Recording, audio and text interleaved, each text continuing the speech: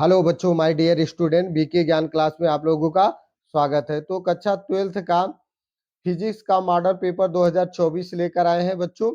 तो इसमें देखेंगे कि हम कठिन से कठिन प्रश्नों को और सरल से सरल प्रश्नों को देखेंगे और उनको सॉल्व करेंगे।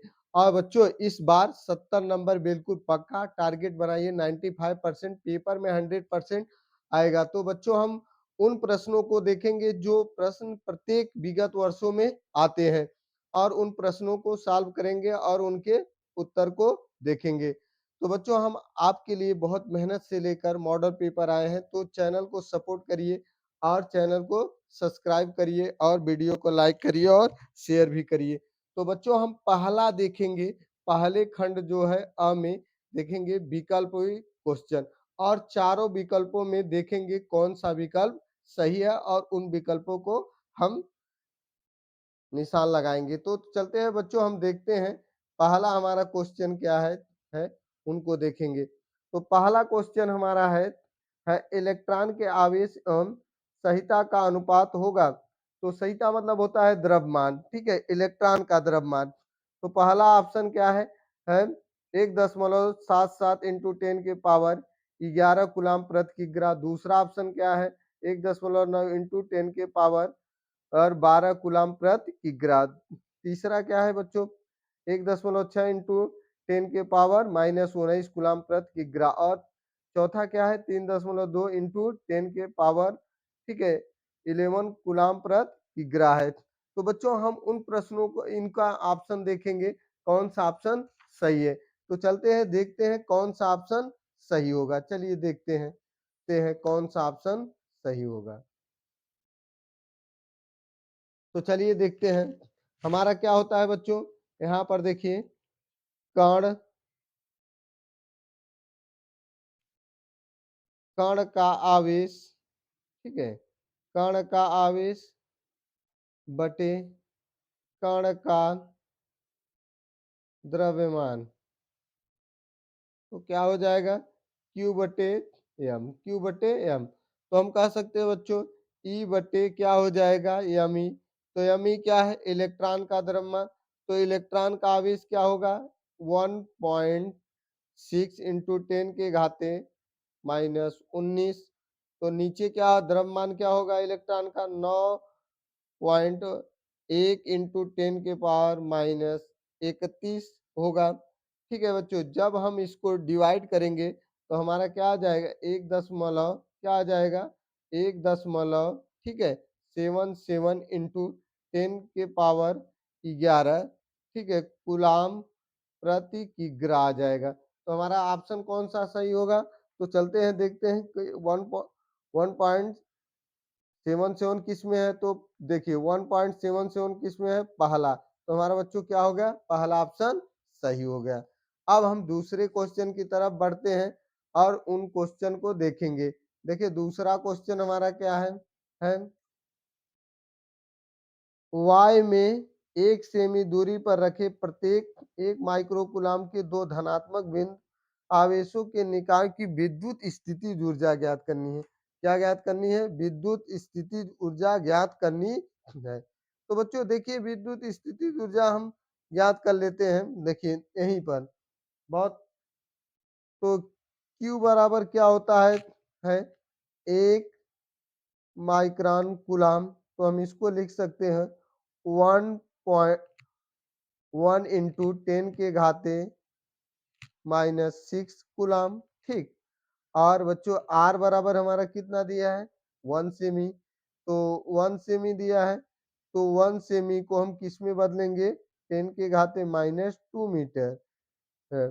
तो बच्चों क्या हो जाएगा फार्मूला में होता है हमारा देखिए है 1/4 पाई एप्सिलॉन 0, ठीक है, पाई सॉरी Q बटे R, Q बटे R होता है, ठीक।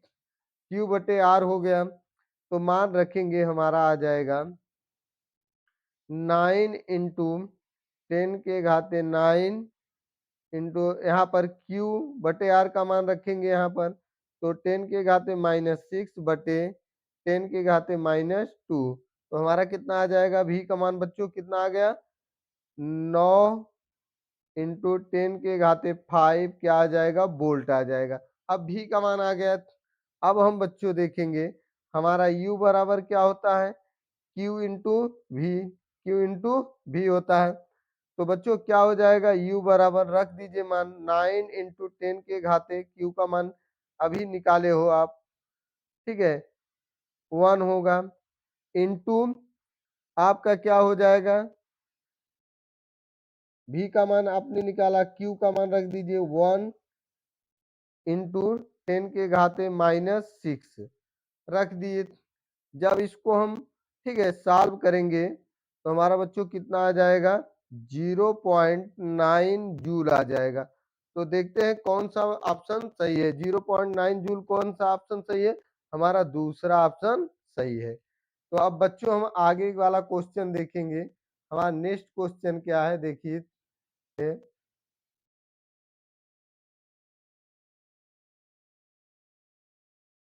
विद्युतशीलता तथा चुम्बकी, ठीक है, चुम्बकी के माध्यम में विद्युत चुम्बकीय तरंगों का वेग होगा। तो पूछा है, क्या पूछा है, वेग पूछा है। तो वेग हम देखेंगे बच्चों, ठीक है, क्या होगा इसका वेग। तो इसका कौन सा ऑप्शन सही होगा, इसमें जो हमारा अंडर रूट, ठीक है, न्यू जीरो इप्सिलॉन जीरो, और दूसरा हमारा ऑप्शन क्या है 1/√, न्यू जीरो इप्सिलॉन जीरो, और क्या है अंडर रूट इप्सिलॉन जीरो बटे न्यू जीरो, और चौथा क्या हमारा न्यू जीरो बटे इप्सिलॉन जीरो। तो हमारा इसमें कौन सा ऑप्शन होगा, ग में हमारा दूसरा ऑप्शन राइट होगा। तो हमारा कौन सा सही होगा, दूसरा। अब नेक्स्ट क्वेश्चन क्या है प्रकाश तरंगों की अनुप्रस्थ प्रकृति की पुष्टि होती है, किसमें होती है पुष्टि। तो बच्चों इनमें देखेंगे किसमें पुष्टि होती है। तो पहला ऑप्शन क्या है पहला ऑप्शन हमारा है, देखिए, ध्रुवण के कारण, दूसरा है विवर्तन के कारण, तीसरा है व्यक्तिकरण, हाँ, व्यक्तिकरण के कारण, और चौथा है अपवर्तन के कारण। तो हमारा कौन सा ऑप्शन इसमें सही होगा, किसके कारण होता है प्रकाश तरंगों का अनुप्रस्थ। तो हमारा पहला ऑप्शन क्या होगा, राइट होगा, क्योंकि क्या होता है, पोलराइजेशन के रीजन के कारण होता है। हाँ, पहला ऑप्शन राइट। हम नेक्स्ट क्वेश्चन देखेंगे। तो बच्चों देखिए नेक्स्ट क्वेश्चन क्या है, स्टेफन नीतांक का मान क्या होता है।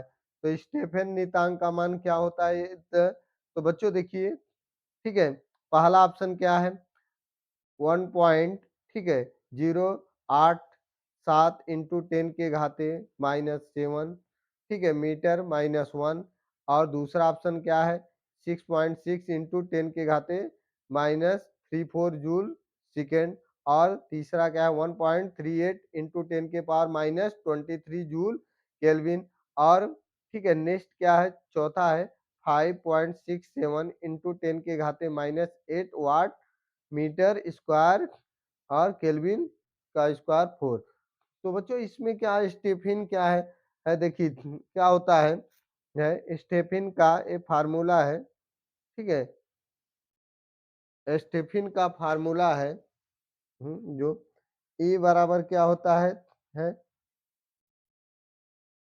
सिग्मा T4 का स्क्वायर। तो बच्चों इसमें क्या है, जो आपका है E आपका स्टेफन क्या है E, ठीक, और आपका के दिया है, और सिग्मा, ये क्या हो जाएगा आपका, ये हो जाता है स्टेफन नेतांक, क्या हो जाता है, स्टेफन नेतांक हो जाता है, ठीक है बच्चों, स्टेफन नेतांक हो जाता है। तो इसका जो मान होगा हमारा राइट कौन सही होगा, हमारा यह ठीक है, चौथा ऑप्शन क्या हो जाएगा, राइट, ठीक, ठीक है बच्चों, चौथा हमारा राइट हो जाएगा। अब हमारा नेक्स्ट क्वेश्चन क्या है हाइड्रोजन परमाणु की बंधन ऊर्जा होती है।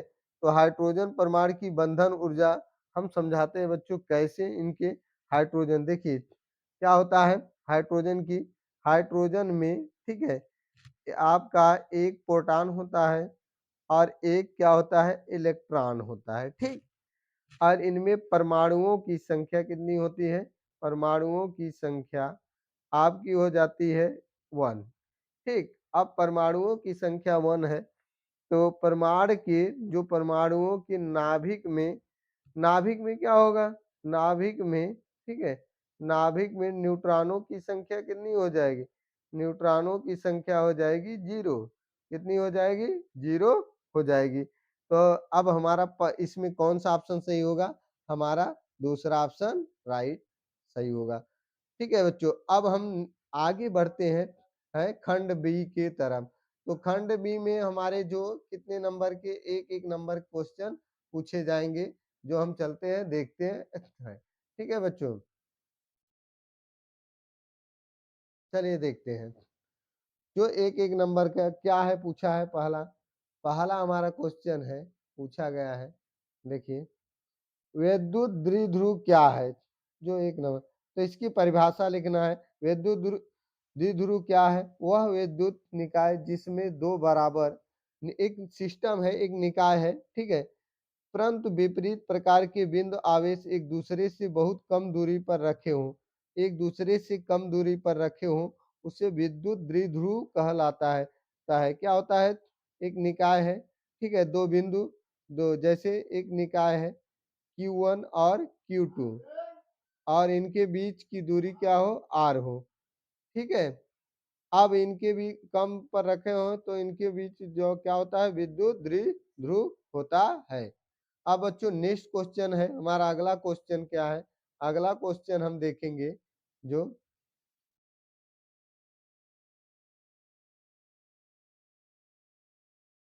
अगला क्वेश्चन की तरफ हम बढ़ते हैं।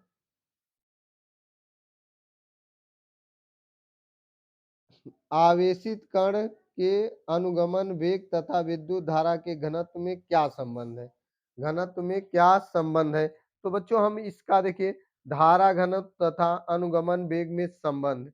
तो क्या होता है? माना किसी चालक में इलेक्ट्रॉनों का अनुगमन वेग Vd है, तो चालक के परिक्षेत्र मतलब उसका क्षेत्रफल से प्रवाहित धारा, जो धारा निकल रही है, I बराबर N इंटू ए Vd इंटू ई। तो n क्या है? एक एकांक आयतन में स्वतंत्र इलेक्ट्रॉनों की संख्या ई, ठीक है, और इलेक्ट्रॉनों का आवेश है, ठीक है, ई इलेक्ट्रॉनों का आवेश है। तो बच्चों और इसमें देखिए क्या संबंध है? यदि धारा का वितरण क्षेत्रफल पर समान हो तो धारा का घनत्व, ठीक है, जे वेक्टर बराबर आई अपान ए, ठीक है, एन इंटू ई भी डी, यही अनुगमन वेग एवं धारा घनत्व में क्या है? संबंध है।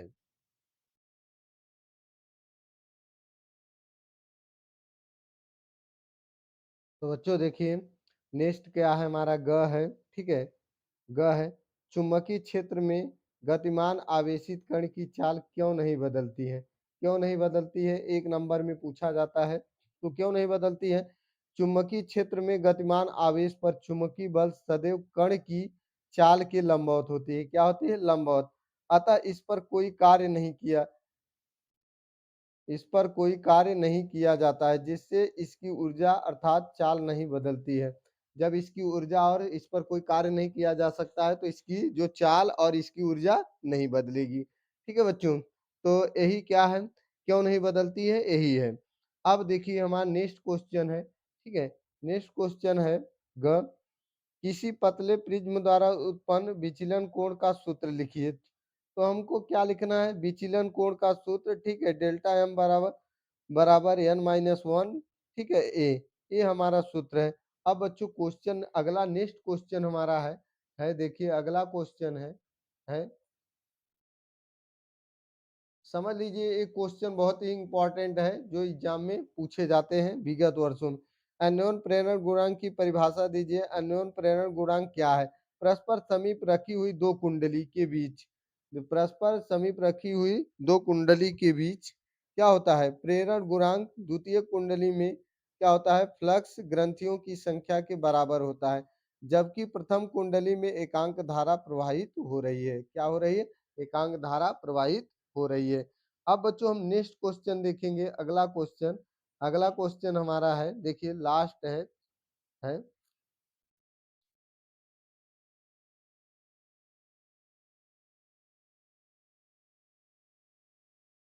किसी अवस्था में होने पर पदार्थ के रेखीय स्पेक्ट्रम उत्सर्जित करता है, किस अवस्था में? तो परमाणविक अवस्था में होने पर। किसमें? परमाणविक अवस्था में होने पर क्या होता है? स्पेक्ट्रम उत्सर्जित होता है। अब बच्चों हमारा नेक्स्ट क्वेश्चन क्या है देखिए, है बहुत ही हर साल विगत वर्षों में पूछे जाते हैं ऐसे क्वेश्चन, ठीक है। अब देखिए खंड ठीक है सा होंगे जो आपके दो दो नंबर के प्रश्न पूछे जाएंगे। कितने नंबर के? दो दो नंबर के। विद्युत फ्लक्स की परिभाषा तथा मात्रक लिखिए। ऋणात्मक विद्युत फ्लक्स का क्या अर्थ है? तो बच्चों क्या अर्थ है? तो देखिए विद्युत फ्लक्स किसे कहते हैं? विद्युत क्षेत्र में स्थित क्षेत्रफल से अभिलंबवत दिशा में। तो विद्युत क्षेत्र में स्थित क्या होगा? एरिया होगा। एरिया से जो लंबवत दिशा से में गुजरने वाली विद्युत बल रेखाओं की जो विद्युत ठीक है इलेक्ट्रिक फोर्स स्पेक्ट्रम की संख्या क्या होगी? फ्लक्स कहलाते हैं। क्या कहलाते हैं? फ्लक्स कहते हैं। इसका मान पृष्ठ पर विद्युत क्षेत्र के पृष्ठ के समाकलन के बराबर होता है। अतः विद्युत फ्लक्स ठीक है फाई ई बराबर ठीक है integration A vector E into vector D A यह होगा बच्चों उसके बराबर होगा। तो निश्चित ही बहुत इंपॉर्टेंट क्वेश्चन है जो हम देखें और नेक्स्ट इंपॉर्टेंट क्वेश्चन देखेंगे। तो बच्चों देखिए विद्युत फ्लक्स का मात्रक ठीक है मात्रक क्या होता है? न्यूटन मीटर कूलाम इनवर्स तथा या मीटर ठीक है वोल्ट मीटर होता है। यदि बल रेखाएं बंद पृष्ठ के अंदर की ओर जाती है तो विद्युत फ्लक्स का चिन्ह ऋणात्मक हो जाता है। इंपॉर्टेंट चीज है क्या हो जाएगा? ऋणात्मक हो जाएगा। तो बच्चों नेक्स्ट क्वेश्चन हमारा अगला है। एक तार का प्रतिरोध 8 ओम है। इसे 2 गुनी लंबाई तक खींचा जाता है। तार का नया प्रतिरोध ज्ञात करना है। क्या ज्ञात करना है? प्रतिरोध। तो बच्चों देखिए नया प्रतिरोध R1 चूंकि R1 बराबर 8 ओम तो L1 बराबर L L2 बराबर 2L क्योंकि 2 गुनी तो R2 हमें निकालना है। तो बच्चों हम चलते हैं फार्मूला अप्लाई करेंगे। अब फार्मूला के द्वारा हम देखेंगे। तो फार्मूला सूत्र ए ठीक है A1 L1 बराबर A2 L2 तो A1 और L बराबर 2A2L या A2 बराबर A1 बटे 2 जो हमारा फार्मूला। सूत्र फिर दूसरा सूत्र तो लंबाई बटे क्षेत्रफल। तो बच्चों R1 बटे R2 बराबर L1 बटे L2 A2 बटे A1 आ गया। ठीक है रखेंगे तो या R1 बटे R2 L बटे 2L ठीक है इंटू A2 बटे 2A2 रख दीजिए 1/4 ठीक है क्या 1/4। तो बच्चों चूंकि R2 बराबर इसमें त्रिय गुणा करेंगे तो 4R1 तो R1 पहले कितना दिया है? 8 ओम दिया है। तो क्या हो जाएगा? 8 चौक 32 ओम। हमारा आंसर क्या आ जाएगा? आ जाएगा देखिए 8 चौक 32 ओम आ जाएगा। बच्चों क्या था? 1/4 तो R2 बराबर जो तिर्यक गुणा करेंगे तो क्या हो जाएगा? 4R1 जो R1 का मान कितना है? 8 ओम है तो 8 चौक 32 ओम हो जाएगा। अब हम नेक्स्ट क्वेश्चन देखेंगे जो बहुत ही इंपॉर्टेंट क्वेश्चन है बहुत अच्छा क्वेश्चन है। तो देखते हैं किसी कुंडली का प्रकृत्व उसके फेरों की संख्या पर किस प्रकार निर्भर करता है? किस प्रकार निर्भर? तो किसी समतल कुंडली का स्व प्रेरकत्व क्या होता है? एल बराबर ठीक है न्यू जीरो पाई ठीक है एन स्क्वायर आर बटे 2 या एल समानुपाते एन स्क्वायर अर्थात कुंडली का स्वप्रकृत्व उसके फेरों की संख्या के वर्ग के अनुक्रमानुपाती होता है। क्या होता है? वर्ग के अनुक्रमानुपाती होता है। तो बच्चों देखिए ठीक है एक क्वेश्चन हमारा है नेक्स्ट क्वेश्चन बहुत अच्छा क्वेश्चन है। ठीक है आंकिक एक लेंस की क्षमता प्लस 2.5 डायोप्टर है। लेंस की फोकस दूरी ज्ञात कीजिए। तो लेंस की क्षमता P बराबर ठीक है प्लस 2.5 डी दिया है डॉप्टर। तो लेंस की फोकस दूरी एफ। बच्चों इसलिए हम पहले सॉल्व कर लेते हैं क्वेश्चन, जिससे समय बचे, क्योंकि परीक्षा आपकी बहुत ही नजदीक आ गई है, इसलिए हम पहले ही सॉल्व कर लेते हैं। तो लेंस की फोकस दूरी, ठीक है, एफ है, तो एफ बराबर 1/पी। तो पी का मान कितना है हमारा 2.5। तो आप क्या करेंगे, जब इसको सॉल्व करेंगे तो हमारा 40 सेमी आ जाएगा। अतः उत्तल लेंस की फोकस दूरी या बराबर कितना आ जाएगा 40 सेमी। अब बच्चों हम देखेंगे, देखिए क्या हमारा है, अगला है खंड आपका द है, ठीक है, खंड द देखेंगे और इन प्रश्नों को देखेंगे, देखेंगे कितने नंबर से आपसे पूछा जाता है। तो इन प्रश्न 3 नंबर में पूछे जाते हैं जो आपके, ठीक है, लिखा गया है। तो पहला क्वेश्चन क्या है, पहला क्वेश्चन बहुत अच्छा है, विद्युत क्षेत्र की तीव्रता की परिभाषा, मात्रक तथा विमाएं लिखिए। तो विद्युत क्षेत्र किसे कहते हैं, ठीक है, विद्युत क्षेत्र की तीव्रता, विद्युत क्षेत्र के किसी बिंदु पर रखें, ठीक है, परीक्षण आवेश पर लगने वाले विद्युत बल, ठीक है, इलेक्ट्रिक फोर्स तथा परीक्षण आवेश के अनुपात को इस बिंदु को पर विद्युत क्षेत्र की तीव्रता कहते हैं। यदि परीक्षण आवेश Q0 पर लगने वाला विद्युत बल F हो तो विद्युत क्षेत्र की तीव्रता E बराबर F बटे Q0। ठीक, अब विद्युत क्षेत्र की तीव्रता सदिश राशि होती है, इसका मात्रक न्यूटन प्रति कूलाम होता है। इसकी बीमा क्या होगी बच्चों, देखिए इसकी बीमा भी हम देख लेंगे। जो इसकी बीमा होती है, ठीक है, जो बल बटे आवेश, तो आवेश का मात्रक क्या होता है एम्पियर प्रति, ठीक है, एम्पियर प्रति सेकेंड। तो mlt-2/80। तो जब हमारा क्या हो जाए टी से टी एक ऊपर जाएगा तो ये हो जाएगा mlt-3 और a-1 हो जाएगा। अब बच्चों देखिए क्वेश्चन अगला है बहुत इंपॉर्टेंट है, मोस्ट इंपॉर्टेंट।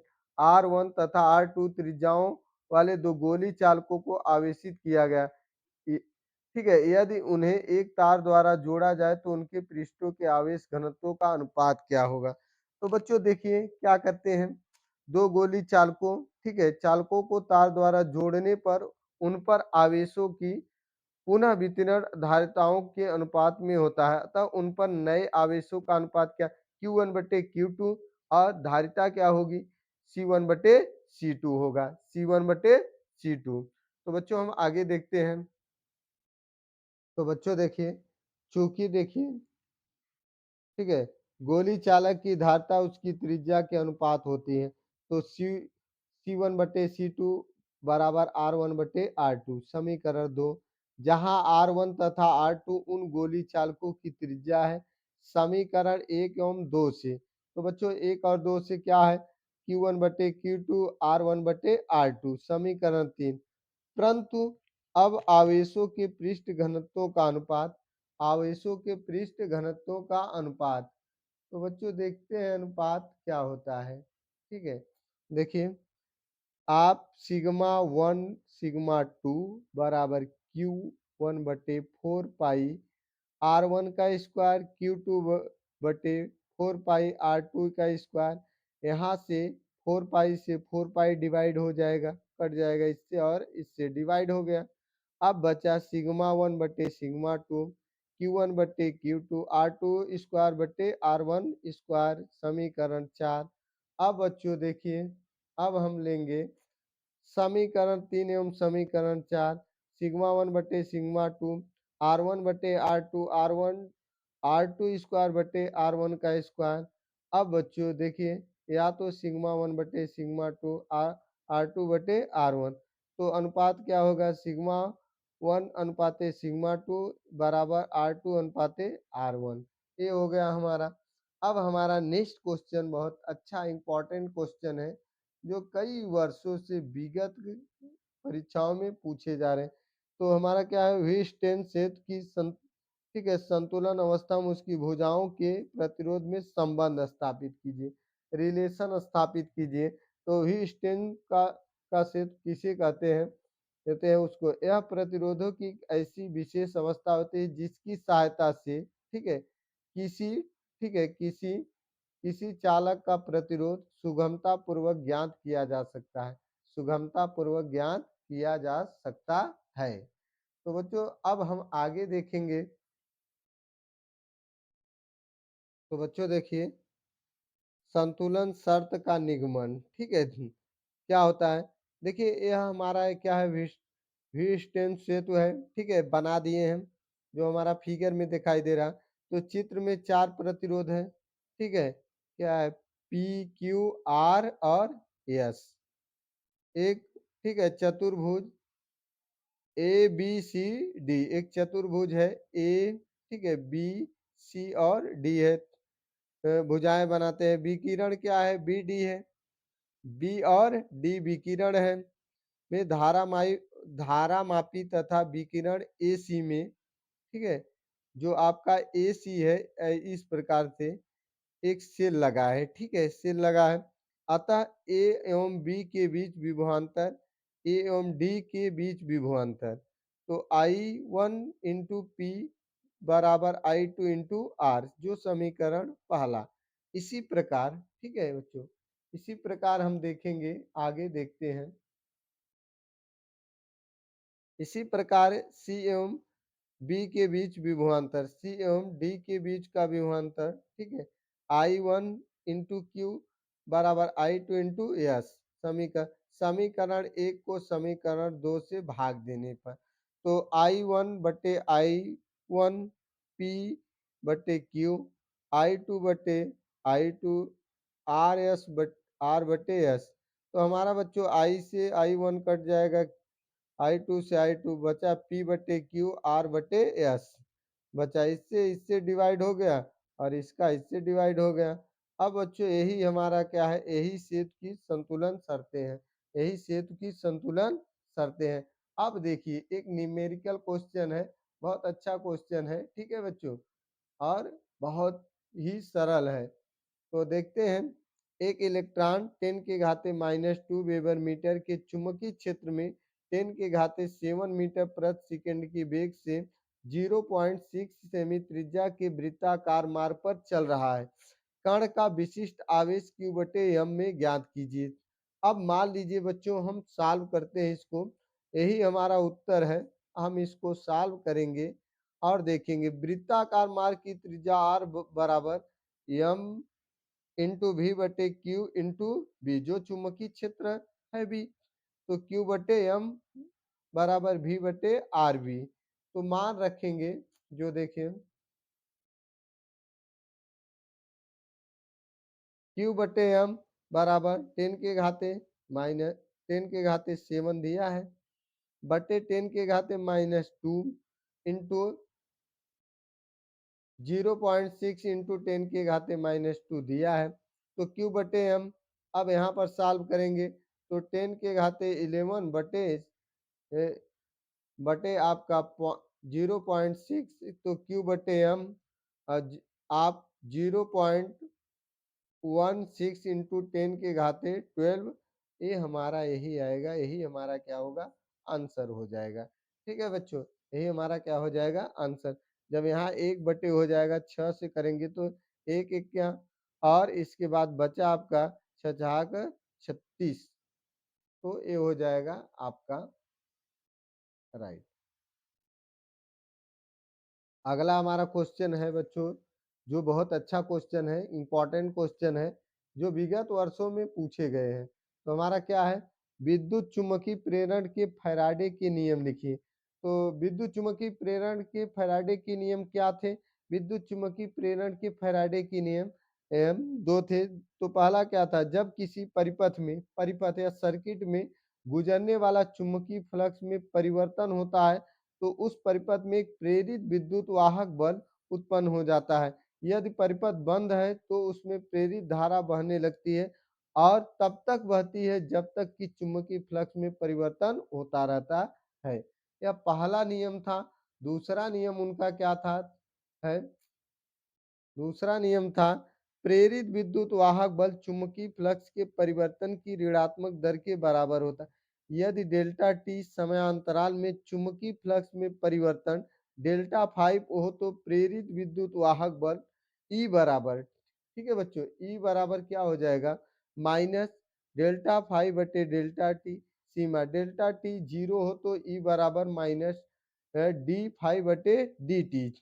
यदि देखिए यदि परिपथ में क्या दिया है, यदि परिपथ में कोई कुंडली है जिससे तार के n फेरे हो तो प्रत्येक फेरे में विद्युत वाहक बल प्रेरित होगा तथा सभी फेरों के विद्युत वाहक बल जुड़ जाएंगे। क्या हो जाएंगे, जुड़ जाएंगे। तो बच्चों देखिए यदि कुंडली में फेरे बहुत पास पास है तो प्रत्येक फेरे से गुजरने वाली चुंबकीय फ्लक्स एक ही होगा, ठीक है, एक ही होगा।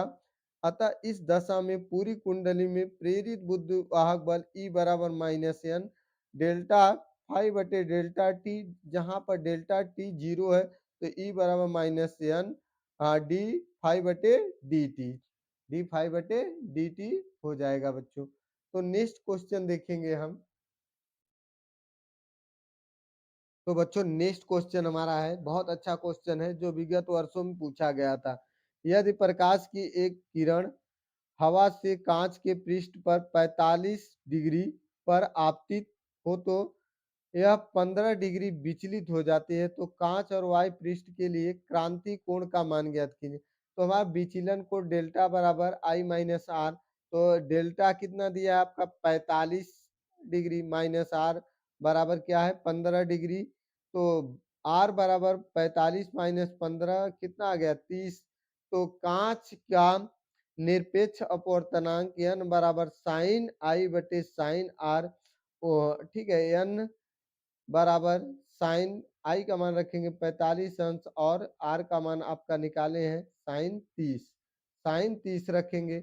अब इनकी वैल्यू रखेंगे बच्चों, ठीक है, इनकी वैल्यू क्या होगी, होगी n बराबर, ठीक है, साइन 45 की वैल्यू होती है आपकी, ठीक है, साइन 45 की वैल्यू कितना होती है 1/√2 बटे 1/2। तो चलिए सॉल्व कर लेते हैं, 2/√2, तो इसका प्रमेयीकरण करने पर √2 बचेगा। तो क्रांति कोण आई सी बराबर एन, अरे एन बराबर 1/sin आई और साइन सी बराबर 1/n।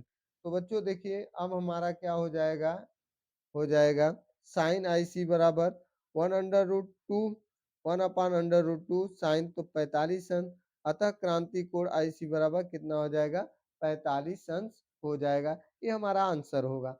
अब बच्चों देखिए नेक्स्ट क्वेश्चन बहुत ही अच्छा क्वेश्चन है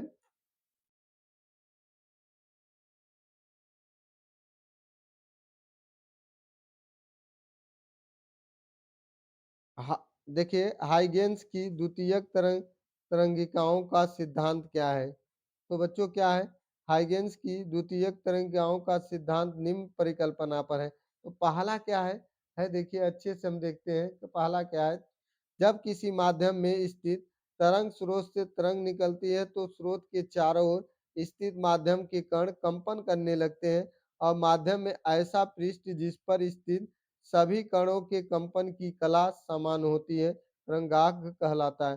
तरंगाग्र पर स्थित प्रत्येक माध्यम में कण एक नए तरंग स्रोत का कार्य करता है जिससे नई तरंगे सभी दिशाओं में निकलती हैं। इन तरंगों का क्रांति, ठीक है, इन तरंगों का द्वितीयक तरंगिकाएं कहते हैं।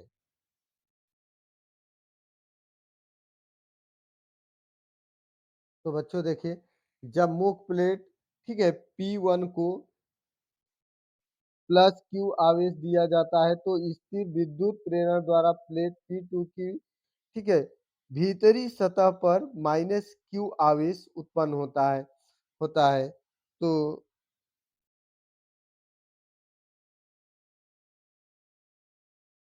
सॉरी बच्चों थोड़ा सा मिस्टेक हो गया, ठीक है, हम दूसरा देखेंगे किसका थोड़ा सा मिस्टेक हो गया बच्चों, हाइगेंस की, ठीक है, कि द्वितीयक तरंगिकाओं का सिद्धांत में दूसरा देखेंगे उनका क्या सिद्धांत था। तो किसी क्षण इन द्वितीयक तरंगिकाओं को स्पर्श करता हुआ पृष्ठ खींचा जाए तो उस पर, ठीक है, उस क्षण वह तरंगाग्र की नई स्थिति को प्रदर्शित करेगा। वह दशा, ठीक है, वह दशा जिसमें तरंगाग्र आगे बढ़ता है और किरण कहलाता है। अब बच्चों नेक्स्ट क्वेश्चन जो बहुत ही इंपॉर्टेंट है, ठीक है, परीक्षा की दृष्टि से। अब देखेंगे आइंस्टीन का प्रकाश विद्युत प्रभाव का समीकरण लिखिए तथा प्रयुक्त संकेतों का अर्थ भी लिखिए। तो आइंस्टीन का देखिए, आइंस्टीन की प्रकाश विद्युत समीकरण क्या था? 1/mv मैक्स बराबर एच, ठीक है, v माइनस वी जीरो। तो जहां पर देखिए क्या है, तो जहां पर m इलेक्ट्रॉन का द्रव्यमान है, वी मैक्स क्या उत्सर्जित फोटो इलेक्ट्रॉन का अधिकतम वेग है, एच क्या है प्लांक नियतांक है, वी धातु पर आपतित प्रोटॉन की आवृत्ति है, और वी जीरो क्या है देहली आवृत्ति है। अब नेक्स्ट क्वेश्चन क्या है बच्चों, बहुत ही इंपॉर्टेंट क्वेश्चन है। तो हम चलते हैं देखते हैं इंपॉर्टेंट क्वेश्चन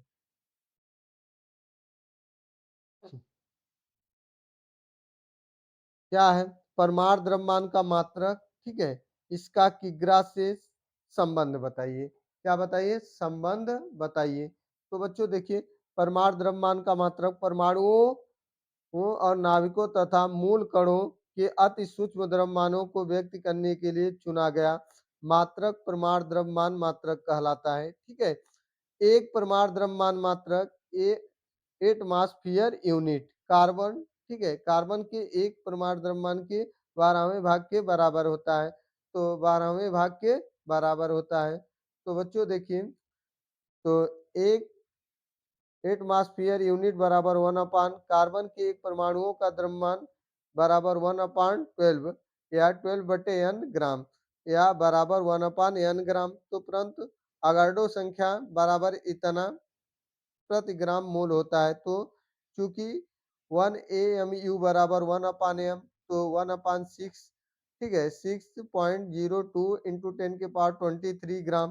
तो बच्चों जब इसको हम सॉल्व करेंगे, सॉल्व करने पर क्या हो जाएगा, 1.66 इंटू 10⁻24 ग्राम या 1.66 इंटू 10⁻24, ठीक है, भागे 10⁻³ तो जब इसको बदलेंगे तो 1 AMU बराबर 1.66 इंटू 10⁻27 हो जाएगा।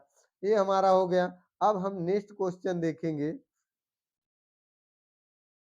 अब बच्चों देखिए हमारा नेक्स्ट क्वेश्चन, ठीक है, नेक्स्ट क्वेश्चन क्या है, किसी धातु का, ठीक है, किसी धातु का कार्यफलन 15 इलेक्ट्रॉन वोल्ट है, धातु के लिए देहली तरंग दैर्ध्य की गणना कीजिए। तो देहली आवृत्ति भी जीरो बराबर क्या होता है, C upon lambda zero, lambda zero तरंग, ठीक है, देहली तरंग दैर्ध्य है। तो कार्यफलन फाई जीरो बराबर एच सी बटे लेमडा जीरो, लेमडा जीरो बराबर एच सी बटे 50। तो अब देखिए बच्चों, हम इन सवाल को सॉल्व करते हैं।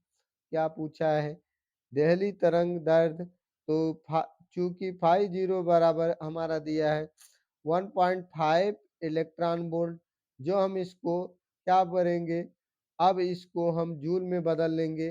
तो इसमें क्या करेंगे, इलेक्ट्रॉन के आवेश से क्या करेंगे, गुणा कर देंगे। तो हमारा हो जाएगा 2.4 इंटू 10⁻⁻, ठीक है, 19 जूल हो जाएगा। तो चूंकि लेमडा जीरो बराबर क्या हो जाएगा, 6.6 इंटू 10⁻³ इंटू 3 इंटू 10⁸ क्या हो जाएगा, प्रकाश की चाल बटे आपका 50 का मान रखेंगे 2 इंटू 4 इंटू 10⁻90, मतलब 19, और बराबर क्या हो जाएगा। अब देखिए हम इसको सॉल्व करेंगे तो 66 इंटू 3/24 कटेगा, इससे 4 से काटेंगे 11, ठीक है, काटेंगे तो 22 चौका 66 और, ठीक है, 12 और आपका 6 चौक 24 कट जाएगा, 6 से काटेंगे तो हमारा 11 इंटू 10⁻³ इंटू 10⁻⁻7। अब हम इसको और 11 या 33/4 इंटू 10⁻⁻7 मीटर हो गया। अब हम सॉल्व करेंगे, इसको भाग देंगे तो हमारा 8.25 इंटू 10⁻⁷ मीटर आ गया। अब इसको हम किस में बदल लेंगे, एंगस्ट्रॉम में बदलने पर हमारी दहली तरंग दैर्ध्य लेमडा 0 बराबर इतना आंसर आ गया, 8250 एंगस्ट्रॉम आ गया। अब बच्चों हम देखेंगे आपके नेक्स्ट क्या है हमारा, नेक्स्ट हमारा है, देखिए नेक्स्ट है हमारा छठवां क्वेश्चन, खंड ए ए। तो बच्चों इसमें देखेंगे जो 5 नंबर का क्वेश्चन होता है जो हर साल विगत वर्षों में पूछा जाता है, बहुत ही इंपॉर्टेंट क्वेश्चन है। किसी समांतर प्लेट संधारित्र की धारिता के लिए सूत्र स्थापित कीजिए। क्या स्थापित कीजिए, सूत्र स्थापित कीजिए। तो बच्चों देखिए समांतर प्लेट संधारित्र की धारिता, ठीक है, तो इसमें क्या होगा है, क्वेश्चन देखिए, जब संधारित्र की प्लेट के बीच संपूर्ण स्थान में परावैद्युत पदार्थ भरा हो तो क्या होता है, देखिए इसमें समांतर प्लेट संधारित्र में धातु की दो लंबी एवं समतल प्लेट P1 P2 ले लेते हैं, P1 और P2 ले लेते हैं, जो एक दूसरे से कुछ दूरी पर D दूरी पर रखे हैं। किस दूरी पर रखे हैं, D। तो D दूरी पर रखे हैं बच्चों, यहाँ पर नीचे हमारा है D दूरी पर रखे हैं। अब ये आपस में समांतर रहते हैं, इनके बीच में कोई विद्युत रोधी पदार्थ भरा रहता है, माना इसका परावैद्युतांक K है, ठीक है, कि इस पर आवेश क्या है, प्लस Q और माइनस Q2 माइनस Q। तो देखेंगे हम आगे चलते हैं, देखते हैं।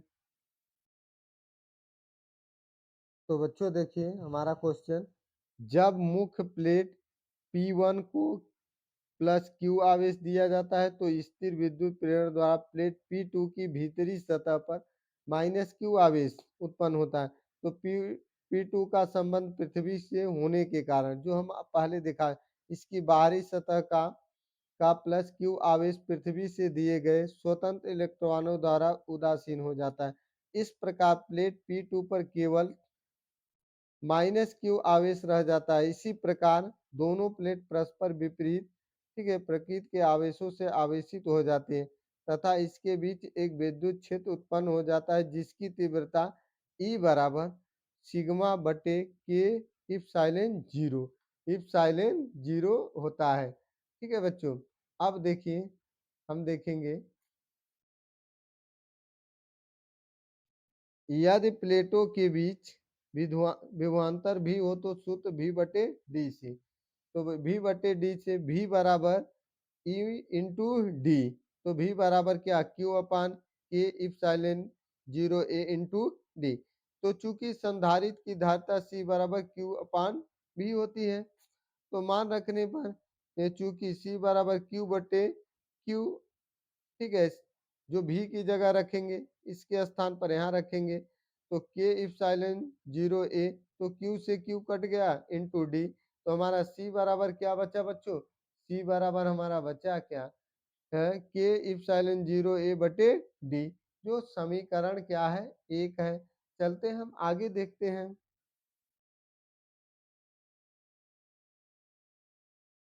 थोड़ा बच्चों 5 नंबर का क्वेश्चन है तो बड़ा है, इसको बड़ा लिखना होगा आपको। यदि संधारित्र की प्लेटों के बीच के संपूर्ण स्थान में पूर्णतः वायु भरी हो तो समीकरण 1 में के बराबर 1 रखा जाता, समांतर पट वायु से संधारित्र की धारिता C बराबर इप्सिलॉन जीरो ए बटे डी, समीकरण 2। अब हम बच्चों देखेंगे, क्या देखेंगे, C देखेंगे। चलिए C देख लेते हैं। जब संधारित्र, ठीक है, जब संधारित्र की प्लेटों के बीच कोई पराविद्युत पदार्थ आंशिक रूप से उपस्थित हो तो माना प्लेटों के बीच स्थित आंशिक पराविद्युत पदार्थ की मोटाई प्लस तथा पराविद्युतांक के इस दशा में प्लेटों के बीच स्थित वायु स्तंभ की मोटाई D माइनस टी होगी। वायु तथा पराविद्युत पदार्थ में विद्युत क्षेत्र की तीव्रताएं क्रमशः E1 बटे E1 बराबर Q बटे इप्सिलॉन जीरो एंड E2 बराबर Q बटे इप्सिलॉन जीरो के ए। तो हमारा चूंकि क्या हो जाएगा बच्चों, चूंकि, ठीक है, V बराबर E1 into D minus T plus E2 T, तो रखे मान E1 का मान रख देते हैं Q अपान 0, यहाँ पर देखिए रखा है, तो Q बटे इप्सिलॉन 0 और क्या हो जाएगा into D minus T plus E2 का मान रख दीजिए Q बटे E0 के ए इंटू टी मान रख दीजिए।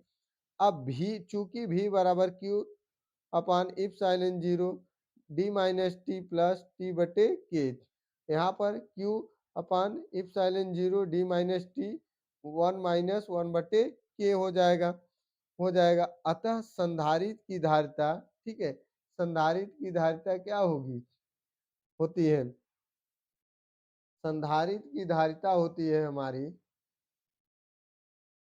C बराबर Q अपान भी, चूंकि C बराबर, ठीक है, मान रखेंगे Q बटे Q epsilon 0 D minus T, ठीक है, 1 अपान के, या Q से Q कैंसिल हो जाएगा, कट जाएगा, क्या हो जाएगा, इससे कट गया, तो C बराबर इप्सिलॉन 0 डी माइनस टी -1 अपान के, यही क्या होगी हमारा, यही हमारा होगा व्यंजक प्राप्त हो जाएगा बच्चों। क्या प्राप्त हो जाएगा, व्यंजक प्राप्त हो जाएगा। ठीक है, अब हम नेक्स्ट क्वेश्चन देखेंगे। हेलो माय डियर स्टूडेंट, चलते हैं आगे, नेक्स्ट क्वेश्चन देखते हैं क्या है हमारा नेक्स्ट क्वेश्चन। देखिए, एक प्रत्यावर्ती धारा परिपथ के प्रेरकत्व L धारिता C तथा प्रतिरोध श्रेणी क्रम में जुड़े हों तो परिपथ की प्रतिबाधा तथा कलांतर के लिए व्यंजक प्राप्त करिए। क्या करिए, व्यंजक, जो बच्चों कितने नंबर का होगा, 5 नंबर का होगा। तो चलते हैं देखते हैं, जब एक परिपथ में, ठीक है, प्रेरकत्व L की एक कुंडली, ठीक है, सी धारिता का एक संधारित्र तथा प्रतिरोध आर तीनों श्रेणी क्रम में जुड़े हो। किस क्रम में जुड़े हो, श्रेणी क्रम में जुड़े हो। ठीक है बच्चों, प्रत्यावर्ती धारा परिपथ में प्रेरकत्व L की एक कुंडली सी धारिता का एक संधारित्र तथा प्रतिरोध आर जो प्रत्यावर्ती स्रोत के साथ श्रेणी में जुड़े हो। तो बच्चों क्या होता है, देखिए आगे आगे किसी भी क्षण प्रतिरोध आर के सिरों के बीच विभवांतर भी आर तथा, ठीक है, तथा धारा आई समान कला में होंगे तो प्रेरकत्व L में प्रेरित विभवांतर भी L धारा आई से कला में 90 अंश आगामी होगा। ठीक है, तो बच्चों इस देखते हैं, हम लेते हैं, ठीक है V स्क्वायर बराबर VR² प्लस VL और माइनस VC²। तो बच्चों क्या होगा, VR बराबर IR, ठीक, अब V1 बराबर I into L and VC बराबर, ठीक है, I इंटू सी। तो V² बराबर I, ठीक है, मल्टीप्लाई करेंगे तो I² R² plus I into L और माइनस I इंटू सी का स्क्वायर। तो बच्चों देखिए, इनमें I क्या हो जाएगा, common I² R² plus XL और माइनस XC²। तो बच्चों अब देखिए V बराबर I, क्योंकि अंडर रूट कर देंगे, V का स्क्वायर है, तो R² plus XL minus XC² हो गया, ये हो गया। अब बच्चों V बटे I बराबर R² प्लस आपका XL माइनस XC का स्क्वायर हो गया। अब हम आगे देखते हैं, देखिए हमारा आगे क्या है। देखिए बच्चों, एक क्या है, एक हमने परिपथ बनाया, ठीक है, जहां L और R, ठीक, V बराबर V0 साइन ओमेगा टी। तो बच्चों यहाँ पर देखिए भी एल माइनस सी, तो जैसे जैसे भी एल आपका बढ़ेगा वैसे वैसे भी आर भी बढ़ जाएगा। ठीक है, तो ये हो जाएगा आपका भी और सी, जैसे, ठीक है, क्या करेंगे, भी एल बढ़ेगा और भी सी घट जाएगा, तो क्या हो जाएगा, ये देखिए इसकी भी एल हो जाएगा और ये भी सी और यह आपका भी आर। तो भी बटे आई को प्रत्यावर्ती परिपथ की प्रतिबाधा जेड कहते हैं। क्या कहते हैं, जेड कहते हैं।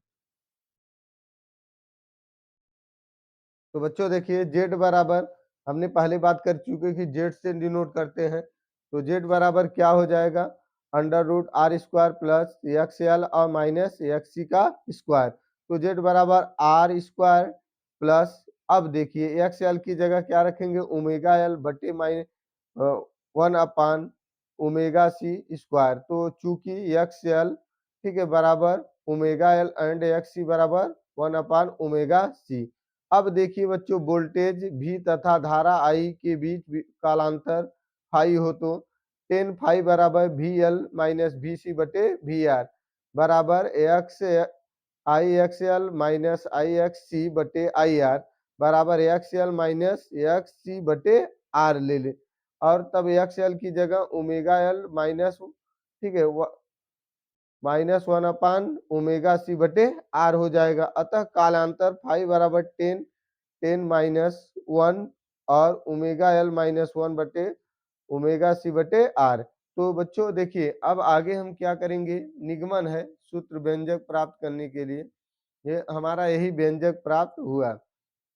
अब कालांतर फाई का मान आर तथा एक्स सी तथा एवं एक्स एल के आपेक्षिक मानों पर निर्भर करता है। ठीक है, यदि ओमेगा एल ग्रेटर देन 1/ओमेगा सी है तो फाई धनात्मक होगा, अर्थात धारा आई और कला में वोल्टेज से पक्षगामी होगी। यदि ओमेगा एल बटे ओमेगा सी है तो टेन फाई बराबर 0 अथवा फाई बराबर 0 होगा। अतः ठीक है, अतः बच्चों क्या होगा, विद्युत अनुनाद की स्थिति में वोल्टेज भी तथा आई धारा समान कला में होंगे, समान कला में होंगे। अब नेक्स्ट क्वेश्चन देखेंगे जो वो भी 5 नंबर का होगा, विगत वर्षों में हर साल बोर्ड में पूछा जाता है।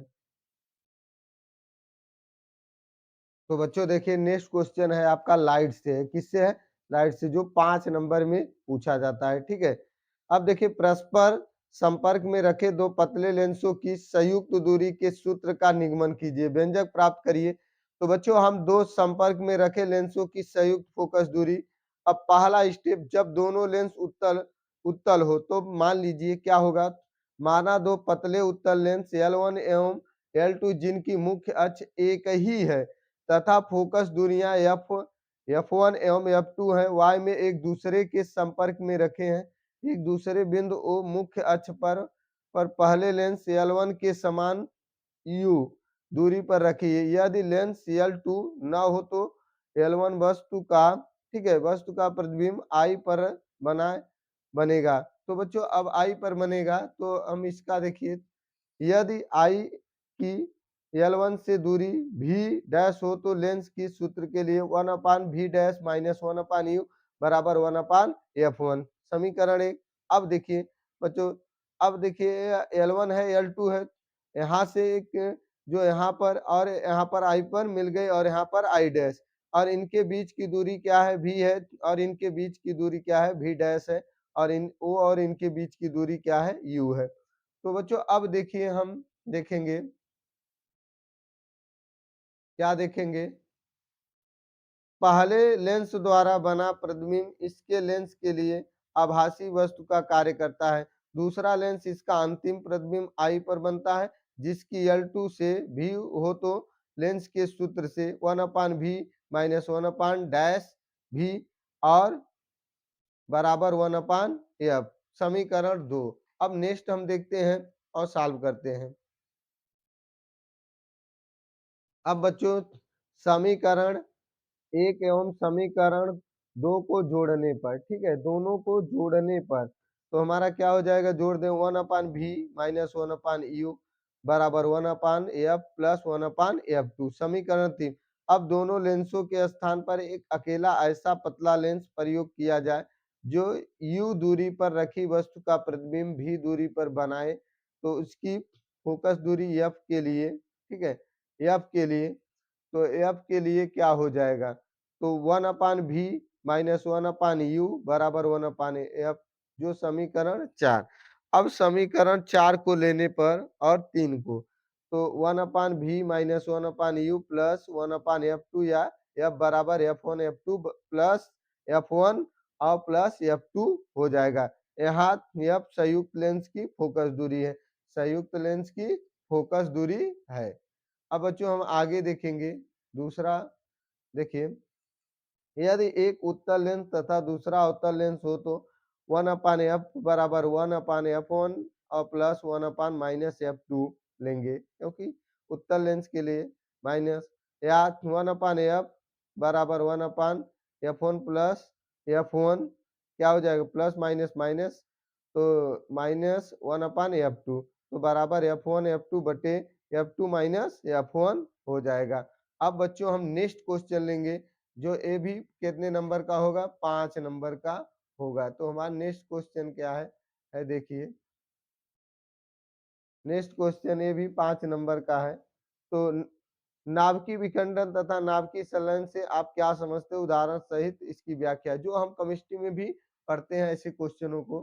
ठीक है बच्चों, तो देखते हैं नाभिकीय विखंडन। जब कोई भारी नाभिक न्यूट्रॉन की बमबारी से दो अलग बराबर नाभिकों में टूटता है तो इस प्रक्रिया को नाभिकीय विखंडन कहते हैं, तथा इस प्रक्रिया में ऊर्जा उत्पन्न को नाभिकीय ऊर्जा कहते हैं।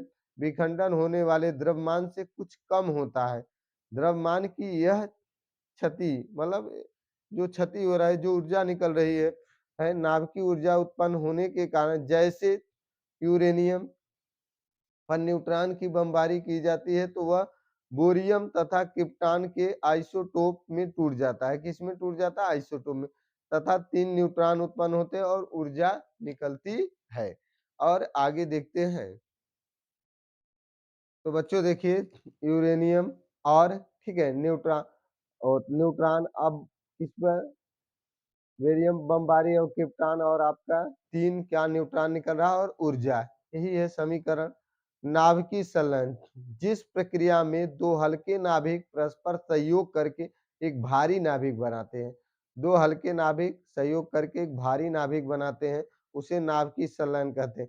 इस क्रिया के लिए बहुत उच्च दाब तथा 108 डिग्री सेल्सियस की कोट के ताप की आवश्यकता होती है।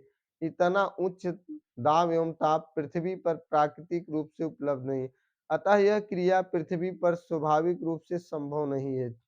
सूर्य में यह क्रिया स्वतः होती रहती है। हाइड्रोजन बम में यह क्रिया कृत्रिम विधियों से कराई जाती है, कृत्रिम विधियों से कराई जाती है। अब बच्चों इस क्रिया में संलयन से प्राप्त नाभिक का द्रव्यमान संलयन करने वाले मूल नाभिकों के द्रव्यमान के योग से कम होता है। द्रव्यमान की इस क्षति से अपार ऊर्जा उत्पन्न होती है। क्या होती है, अपार ऊर्जा उत्पन्न होती है।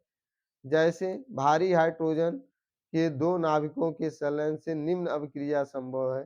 तो इस प्रकार से अभिक्रिया होती है और ऊर्जा क्या होती है, निकलती है। इस प्रकार प्राप्त टाइटेनियम, ठीक, जो आपका टाइटेनियम प्राप्त है का नाभिक पुनः भारी हाइड्रोजन, ठीक है, ड्यूटेरियम के नाभिक से संलयित हो जाता है और हीलियम का नाभिक तथा 17.6 MeV ऊर्जा प्राप्त होती है। तो बच्चों ये था, और ये आपका रिएक्शन है जो इस प्रकार से 1H3 प्लस 1H2 और आपका एरो 2He4 और न्यूट्रॉन और 17.6 MeV। तो बच्चों क्या था, हमारा मॉडल पेपर 2024 फिजिक्स का था, कक्षा 12th का। तो बच्चों चैनल को सब्सक्राइब करिए और वीडियो को लाइक करिए और शेयर भी करिए और सपोर्ट भी करिए।